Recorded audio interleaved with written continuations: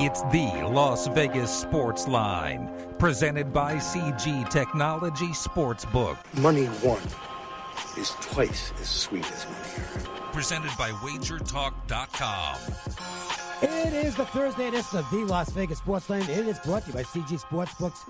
Everybody likes our Thursday segment with Jason Simbal. He takes us behind the counter with some really great information on the games that are on the schedule. And that means we'll be looking at those 4 NFL playoff games this weekend, some basketball, hockey as well. With Jason, we've got Alex B. Smith, an outstanding NHL handicapper. He does all the sports, but Alex is really locked into the NHL. He'll be with us later in the show. Talk about a couple of trends that they've been incredible. They've just been, the books are trying to juice you away from these games. They can't do it. And we'll talk about that with Alex because might be some money out there for you in those games. Ralph Michaels is here. I'm Dave Cokin. Harry Platinum's doing the producing. So we have this is Hockey Night in Las Vegas. This is a big game tonight, real big. Sharks and Golden Knights, two teams on rolls right now. Very meaningful game for these two teams as we get near the All-Star break. We'll make it our marquee matchup later on. But this is pretty exciting. It probably is the marquee matchup across the country. I think it is, yeah. If you are an NHL, NBA, and college basketball fan, with the playoff revenge, I think it is the marquee matchup for tonight. I can't wait. Boy, this is going to be a lot of fun tonight. And I imagine there's going to be heavy action on this game at the windows. It'll mostly be on the Golden Knights locally, but globally, who knows? And this is going to be a lot of fun tonight. I will not be watching anything else. I normally bounce around. I'll watch some college basketball, watch some NBA, NHL.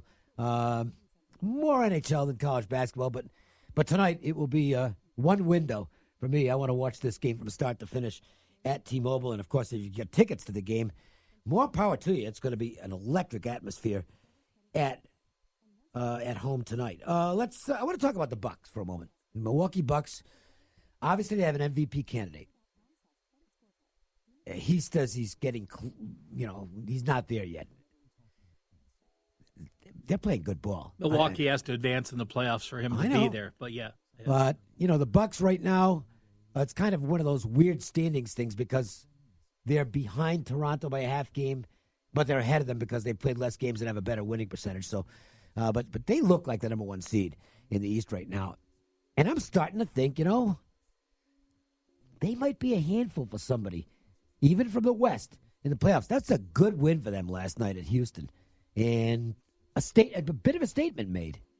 Yeah, and they did what you had to do. You go into Houston, you let Harden shoot his 3 of 30 or 13 of 30 or 13 of 31. He got his 40 points, but a bad shooting percentage. They shot the threes. They didn't hit them.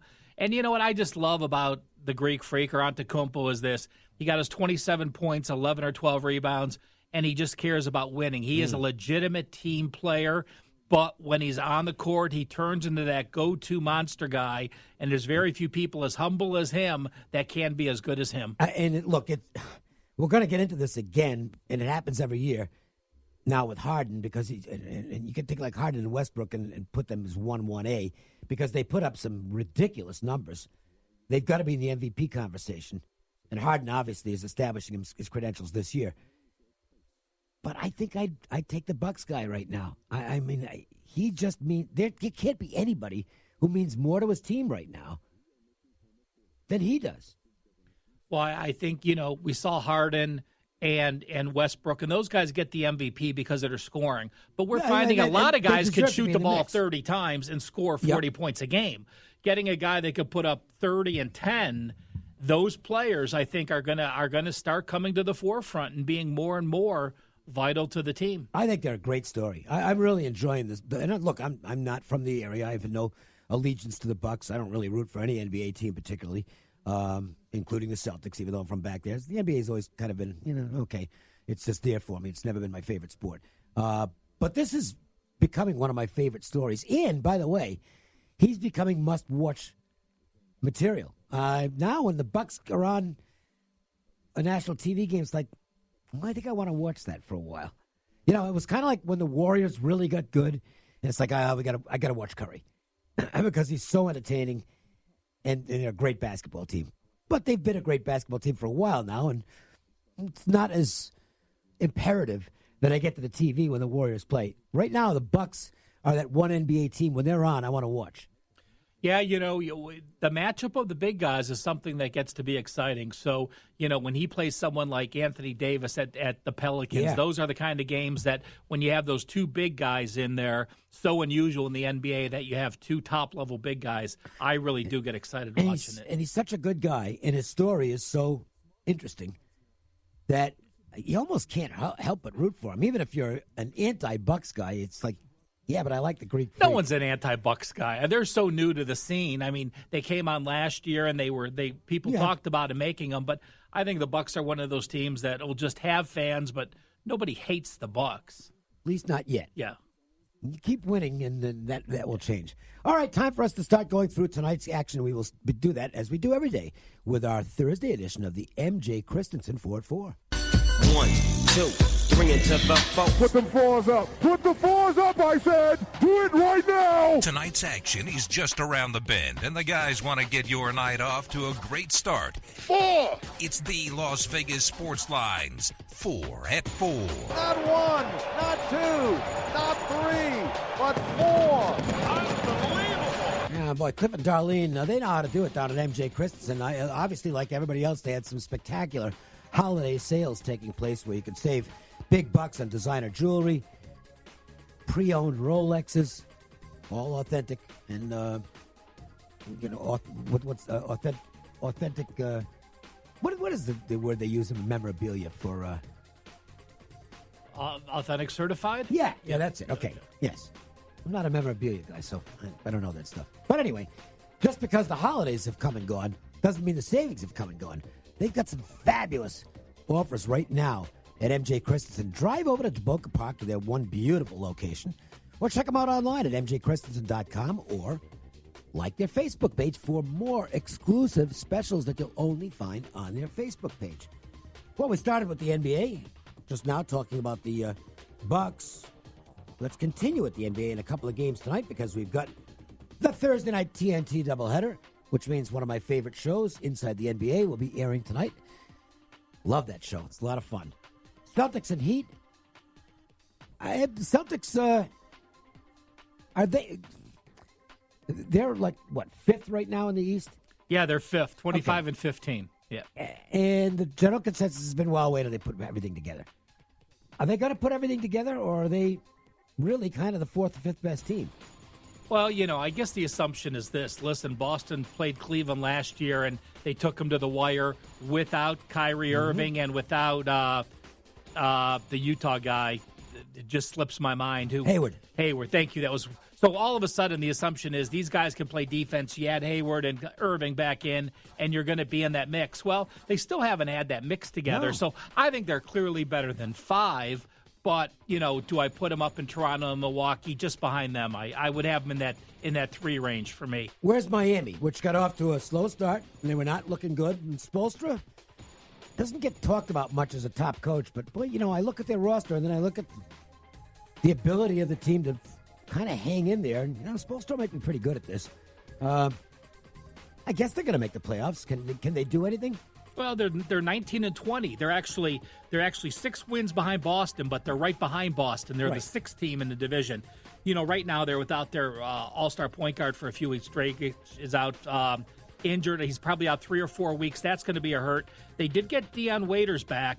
He's only been back 2 games, and they really love Waiters down there. They think he can bring the spark back. So let's see if they can offset the injury. But I think Boston is right now 4 straight wins by double digits. They're playing good ball. I like them tonight. Thunder and Spurs.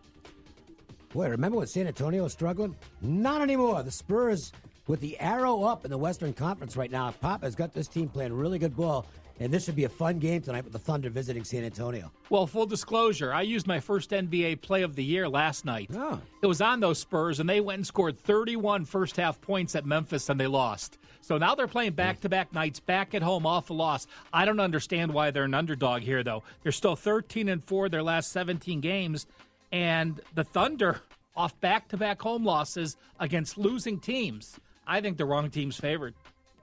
When Illinois managed to get Tom Underwood away from Oak State following his amazing stint at Stephen F. Austin, the Fighting Illini fans were convinced that it was going to be a rapid rise to prominence kind of not working out that way. I think the honeymoon grace period is still on for Underwood, but it's going slower than anticipated. And tonight they face one of the best teams in the country. John Beilein and the Michigan Wolverines move into Champaign-Urbana for this matchup. Michigan rightfully favored on the road. Are they favored by enough or too much? Well, I wouldn't lay the points in this game, even though Illinois has played a couple games where they held them to single digits, losing by 8 at Indiana and a 2-point loss at Northwestern. This is only Michigan's second road game since November 14th. They struggled. They were at Northwestern. They pulled out that win 62-60. I actually like the under this time. I think Michigan's offense slow to get going on the road, and we know what their defense does. And in the Pac-12 tonight, it's Washington visiting Utah. And Utah's an interesting story because, they didn't get off to a very good start. They were unimpressive early in the season and pretty much eliminated themselves quickly from having any real consideration as an at-large invite at the end of the season. They put themselves in a spot where, they're going to have to get it done in the Pac-12. Well, now the Pac-12 season has started, and it looks like a different Utah team. They have turned it up a couple of notches, to put it mildly. And Washington comes in tonight. This is a good game. I think this is a toss-up. I could not come up with a winner in the game. Did you find anything worth noting in this contest? You know what? Larry Krystowiak is just besides himself. His team right now, number 287 in defensive efficiency. And he's talked about how he only uses an 8-man rotation and doesn't have enough depth in the offense. But, they played well in Arizona, beat Arizona State, lost to Arizona in overtime. I do like them. Utah's won 6 straight in the series. I think number 7's tonight. All right, that's our 4 at 4. Time to go behind the counter. We do this every Thursday with Jason Simbal from CG Sportsbooks, and I don't think there's anybody who provides better, more compelling info on these games. We did it throughout the college football season with Jason, doing it now in the NFL playoffs. What's going on, big guy? How are you? Doing really well. Hope you guys are good, too. We're excited for these games this weekend, for sure. Yeah, it's going to be fun. And, of course, the week got started on Monday night where it seemed to be across town, not a huge win for the books, but a comfortable night. You did okay with the Clemson-Alabama result. Was that the story at CG as well? Yeah, exactly. I would classify it as okay. We didn't do great to the game. We lost the money line. Not surprisingly, the fans were on Clemson money line. We beat a bunch of the spread bets who laid the number with Alabama, so it ended up coming out to kind of like a ho-hum day for us. All right, well, let's get the NFL stuff started. And the Colts and Chiefs, and wow, if this is a month ago, the Chiefs are probably laying double digits and probably getting all the action. Things have changed, Jason. They certainly have, and the fans are on the Colts here. The Chiefs have been the public team all year, Chiefs and Saints all year, every week. We needed the other side. Chiefs are hosting a playoff game, and what happens? They bet against them. The Colts are getting the majority of the public bets in terms of the ticket count. About 2 times more bets are on the Colts taking the points. Way more bets on the money line, as you would expect. We're at plus 205 there. But the move actually came on the Chiefs. We took some decent-sized bets on the Chiefs. So this game was at 5. They laid 5. It was at 5.5 for a while, and they actually just laid the 5.5. We went to 6. Pretty much not long ago. We went to 6 about an hour and a half ago. So the move did come on the Chiefs there. So some of the bigger, sharper bets laying the points with the favorite. Yeah, I don't think it's coming back down. Do you? I think it's 6 is probably where it's just going to settle. Yeah, I don't think so. I mean, we went to 6 about around 1 o'clock, and nobody took the 6 at all. Nobody wants to take 6 with us. And most folks are at 5.5 when we did that, so that would kind of indicate that they're not going to take the 6. So I wouldn't expect it to come back down. Dave, you want to talk about a game 8 weeks ago that it had a different line? I mean, the way the Rams got off to the season, offensive and defensively, and the way the Cowboys started this season, before they got Cooper. Now we've seen the Cowboys playing well. The Rams having some issues down the stretch. Tell us about this line, Jason. Yeah, this was funny because when this game became official after the Eagles won, I joked, what do we give the Cowboys for home field advantage in this game? Really? Yeah, because it's better they're out of Jerryville, that's for sure. I mean, you figure I don't know how many Cowboys fans are going to be there, 30%, 40%, maybe even higher. So it's a weird one because typically, you have the crowd noise, which is part of the reason why you get the 3 points for home field. So I think that this number's 7, and I thought it could have been 8, but the fact that the Rams aren't going to have a great home field advantage is kind of already baked into this number. We've actually seen some sharp bets on the